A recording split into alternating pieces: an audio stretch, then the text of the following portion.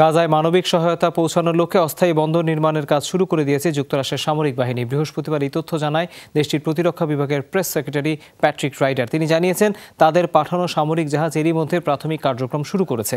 এর আগে জাতিসংঘের এক মুখপাত্র জানিয়েছেন, বন্দর নির্মাণ কার্যক্রম পরিদর্শনে গিয়ে ইসরায়েলি হামলার কারণে বাংকারে আশ্রয় নিতে বাধ্য হন জাতিসংঘের একটি প্রতিনিধি দল। তবে মার্কিন প্রতিরক্ষা বিভাগের দাবি, এই ঘটনায় কোনো হতাহত হয়নি। First of all, when it comes to the temporary pier and the causeway, those are